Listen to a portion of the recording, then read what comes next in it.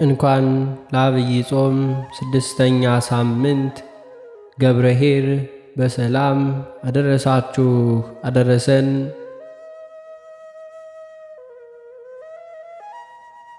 በስመ አብ ወወልድ ወመንፈስ ቅዱስ አሐዱ አምላክ አሜን። አንድ አምላክ በሚሆን በአብ በወልድ በመንፈስ ቅዱስ ስም እናምናለን። ዛሬም ዘወትርም ለዘላለሙ አሜን። ገብርኄር የዐቢይ ጾም 6ኛ ሳምንት። ይህ የዐቢይ ጾም 6ኛ ሳምንት ገብርኄር በመባል ይታወቃል። ትርጉሙም ታማኝ በጎ አገልጋይ ማለት ነው።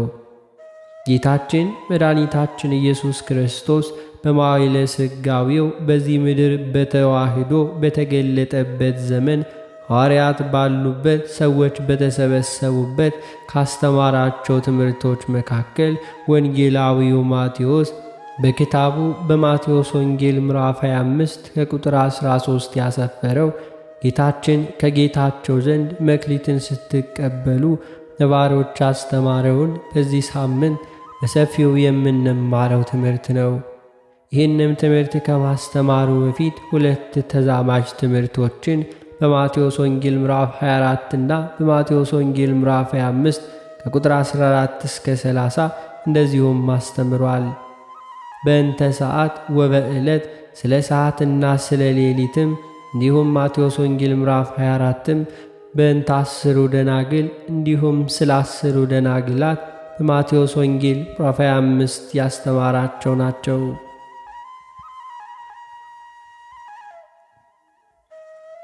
ይህ ሳምንት ገብርኄር ነቢዩ ዳዊት በመዝሙሩ አንተ ለእያንዳንዱ እንደ ሥራው ትከፍለዋለህና፣ ይህንንም እንዳለ ጌታ ዳግም ሲመጣ ለሁላችንም እንደ ሥራችን ዋጋችንም እንደሚከፍለን የምናስብበት ሳምንት ነው። ጌታችን መድኃኒታችን ኢየሱስ ክርስቶስ ወደዚህ ምድረ በዳ ሲመጣ ለሁሉም እንደ ሥራው ሊከፍለው፣ ኃጥኡንም ወደ ዘላለም እሳት ጻድቁንም ደግሞ ወደ ዘላለም ተድላ ሊወስደው፣ ዓለሙንም ሊያሳልፍ በግርማ መለኮቱ በይባቤ መላእክት ታጅቦ እንደሚመጣ እንማርበታለን።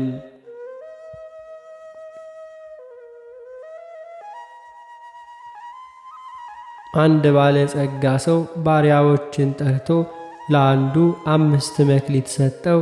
2 መክሊት የሰጠውም አለ፣ 1 መክሊት የሰጠውም አለ። ከዚህም በኋላ ወደ ሩቅ ሀገር ሄደ። 5 መክሊት የተቀበለው ወጥቶ ወርዶ ሌላ 5 ትርፎችን 10 አደረገ። 2 የተቀበለውም አትርፎ 4 አደረገ። 1 የተቀበለው ግን ሄዶ መሬቱን ቆፍሮ እንዲሁም በሻሽ ጠቅልሎ የጌታውን መክሊት ቀበራት። ከዚያን ጊዜ በኋላ ጌታቸው መጥቶ ቆጠራቸው። 5 መክሊት የተቀበለው ቀርቦ ጌታዬ 5 መክሊት ሰጠኸኝ ነበረ፣ እነሆ 5 አተረፍኩ አለው።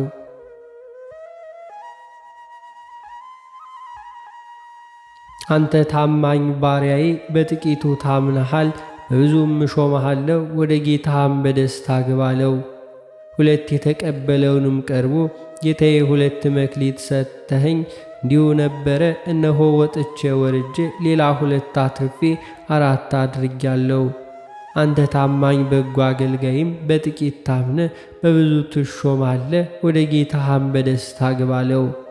1 መክሊት የተቀበለው ግን ቀርቦ ጌታዬ አንተ ክፉና ጨካኝ፣ ካልዘራህበት የምታጭድ እንዲሁም ካልበተንህበት የምትሰበስብ እንደሆንኩ ስላወቅሁ መሬቱን ቆፍሬ ቀበርኳት፣ ሊኋት መክሊቷም አለው።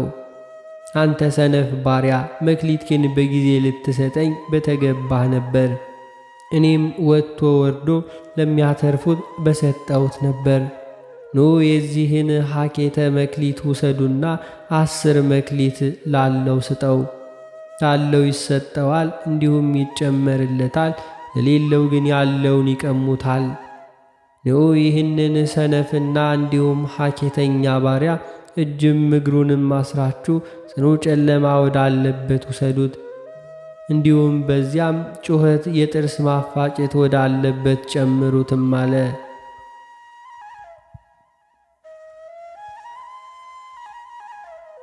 መክሊት የክህደት መለኪያ ነው።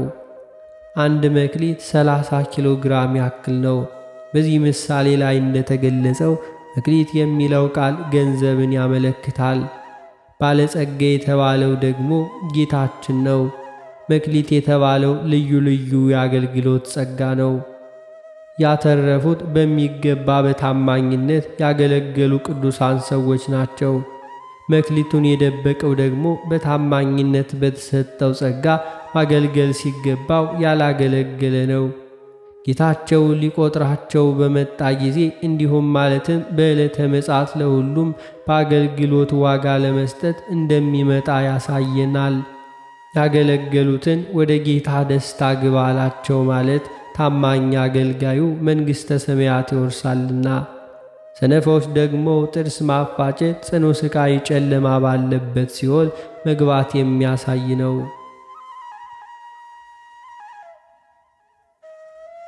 በዚህ ምንባብ ላይ እንደተገለጸው እግዚአብሔር አምላክ ለሁላችንም እርሱን የምናገለገልበትንና ለእርሱ በመታመን በዘላለማዊ ክብርን የምናገኝበትን ዕውቀትን፣ ማስተዋልን፣ እምነትን፣ ተስፋንም፣ የሥነ ምግባር ሀብትን፣ ልዩ ልዩ ስጦታዎችን እንጠቀምባቸው ዘንድም ለእኛ ለሰዎች ልጆች እንደ አቅማችን መጠን ሰጥቶናል።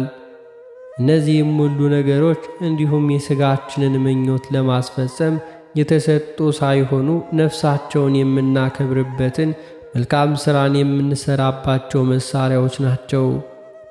በመሆኑም እርሱ በሰጠን የአገልግሎት በር ጸጋ በታማኝነት በማገልገል በሕይወት ዘመናችን ሁሉ መንፈሳዊን ሀብት የምናተርፍ እንሆን ዘንድ የተላለፈው አምላካዊ ምስጢር ነው።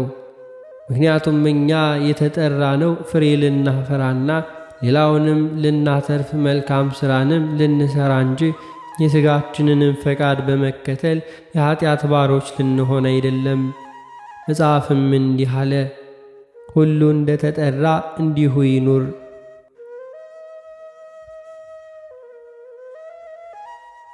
ዛሬ እያንዳንዳችን በአቅማችን መጠን መክሊት ተሰጥቶናል።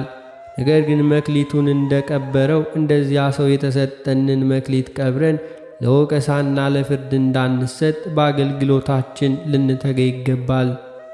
ሐዋርያው ቅዱስ ጳውሎስ ይህንን ሲገልጥም እንደዚሁም አገልግሎት ቢሆን በአገልግሎታችን እንትጋ፣ የሚያስተምር በማስተማር ይትጋ፣ የሚሰጥም በልግስና ይስጥ በማለት ተናግሯል። ቃሉንም የሰማነውና የምናውቀው ሁላችን በሞቱ ላዳነን፣ በልጅነትም ጸጋ ላከበረን፣ በትንሣኤም ላረጋጋን፣ በመስቀልም እንዲሁ ጥልን ገድሎ ከራሱ ጋር ላስታረቀን፣ በወህኒ ደሙንም ሕይወትንም ሰላምንም ፍቅርንም በረከትና ዘላለማዊ ደስታን ለሰጠን አምላካችን በመታዘዝ አቅማችንን በሚፈቅደው አገልግሎት ጸንተን መገኘት ተገቢ ነው።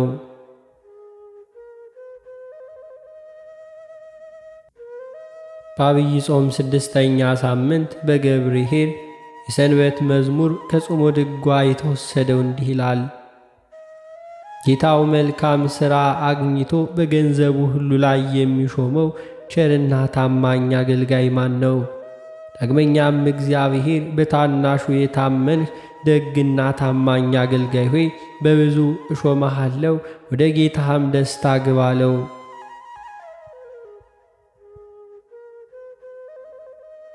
ሁለተኛ ጢሞቴዎስ ምዕራፍ 2 ከቁጥር 1 እስከ 16 ያለው መልእክትም እንዲህ ይላል። እንግዲህ ልጄ ሆይ አንተ በክርስቶስ ኢየሱስ ባለው ጸጋ በርታ። ብዙዎች ሰዎች የመሰከሩለትን ከኔ የሰማኸውን ሌሎችም ደግሞ ሊያስተምሩ ለሚችሉት ለታመኑ ሰዎች አደራ ስጥ። እንደ ኢየሱስ ክርስቶስ በጎ ወታደር ሆነ አብረኸኝ መከራ ተቀበል። የሚዘምተው ሁሉ ለጦር እንዲሁ ያስከተተውን ደስ ያሰኝ ዘንድ ዳር በሚገኝበት ንግድ ራሱን እንዲሁ አያስጠልፍም።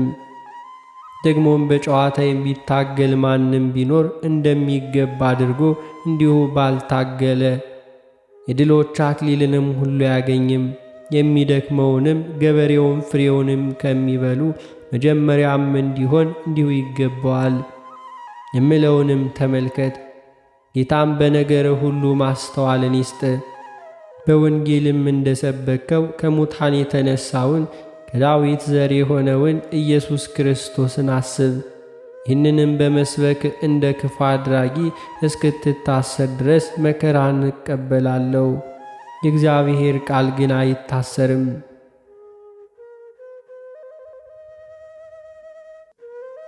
ስለዚህ እነርሱ ደግሞ በክርስቶስ ኢየሱስ ያለውን መዳን ከዘላለሙ ክብር ጋር እንዲያገኙ ስለተመረጡ በነገር ሁሉ ጸናለሁ። ቃሉ የታመነ ነው። እንዲህም የሚለው ከእርሱ ጋር ከሞትን ከእርሱ ጋር ደግሞ በሕይወት እንኖራለን፣ ብንጸና ደግሞ ከእርሱ ጋር እንነግሣለን፣ ብንክደው ደግሞ እርሱም ይክደናል፣ ባናምነው እርሱም የታመነ ሆኖ ይኖራል፣ ራሱን ሊክድ አይችልምና። ይህንን አሳስባቸው፣ በቃሉም እንዳይጣሉ በእግዚአብሔር ፊትም ምከራቸው።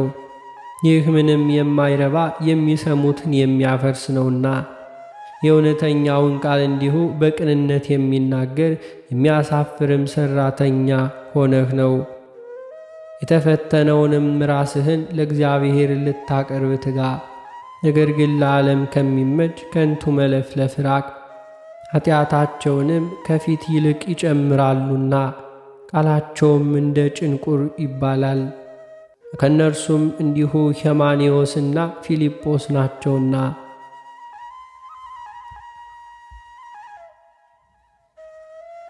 ሁለተኛው ምንባብ አንደኛ የጴጥሮስ መልእክት ምዕራፍ 5 ከቁጥር 1 እስከ 12 ያለውም እንዲህ ይላል።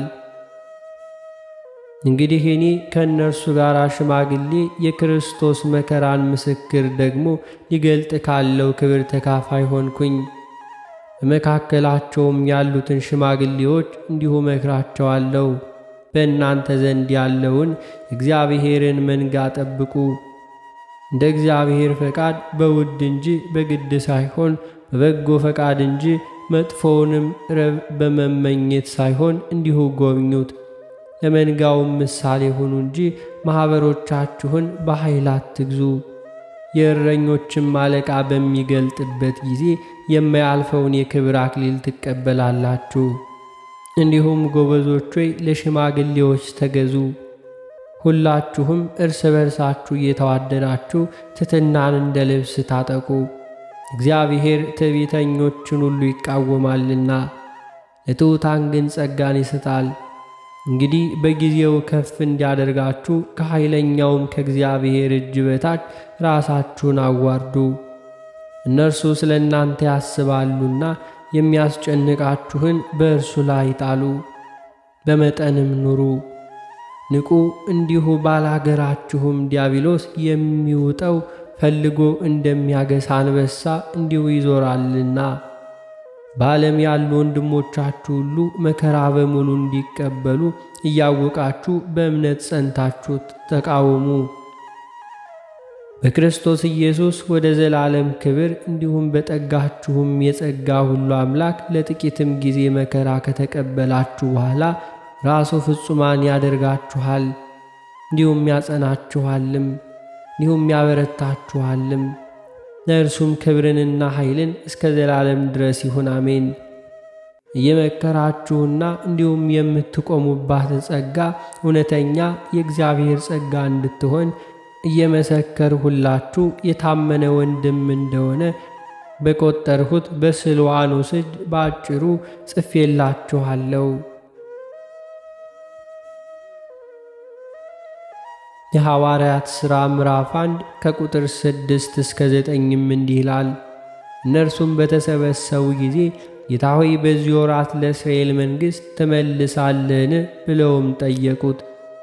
እርሱም አብ በገዛ ሥልጣኑ ያደረገውን ወራቱንም ዘመናቱንም ታውቁ ዘንድ ለእናንተ አልተሰጣችሁም። ነገር ግን መንፈስ ቅዱስ በእናንተ ላይ በወረደ ጊዜ ኃይል ትቀበላላችሁ።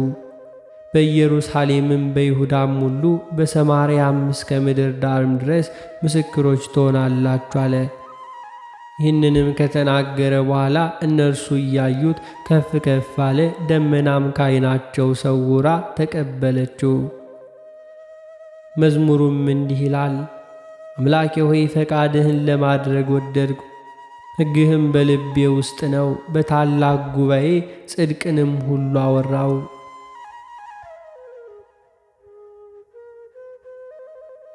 የወንጌሉ ምንባብ የማቴዎስ ወንጌል ምዕራፍ 25 ቁጥር 14 እስከ 31 ያለው እንዲህ ይላል። ወደ ሌላ ሀገር የሚሄድ ሰው ባሮቹን ጠርቶ ያለውን ገንዘብ እንደሰጣቸው እንዲሁ ይሆናል። ለእያንዳንዱ እንደ አቅሙ፣ ለአንዱ 5 መክሊት፣ ለአንዱ 2፣ ለአንዱም 1 ሰጠና ወደ ሌላ ሀገርም ወዲያ ሄደ። 5 መክሊት የተቀበለው ሂዶ ነገደበት፣ ሌላም 5 አተረፈ። እንዲሁም 2 የተቀበለውም ሌላ 2 አተረፈ። 1 የተቀበለው ግን ሄዶ ምድርንም ቆፈረና የጌታውንም ገንዘብ ቀበረ። ከብዙ ዘመን በኋላ የእነዚያ ባሪያዎች ጌታ መጣና ተቆጣጠራቸው።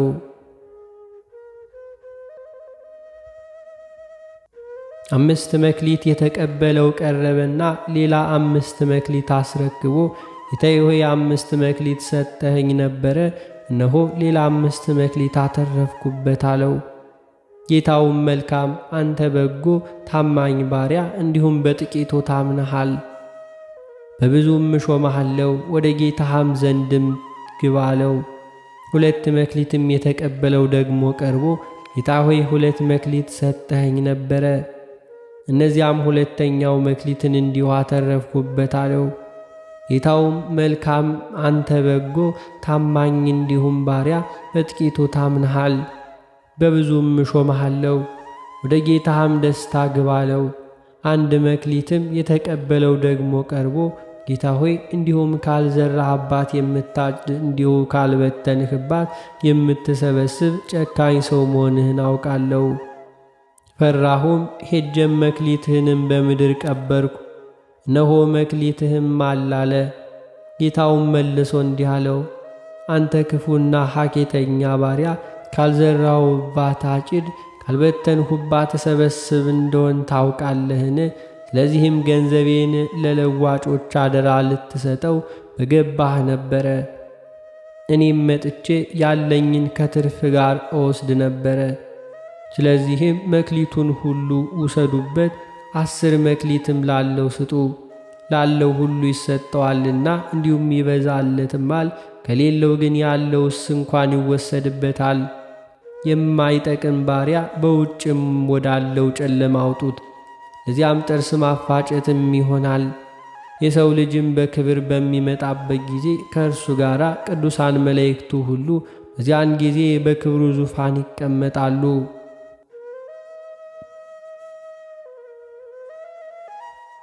ወስብሐት ለእግዚአብሔር ወለወላዲቱ ድንግል ወለመስቀሉ ክቡር።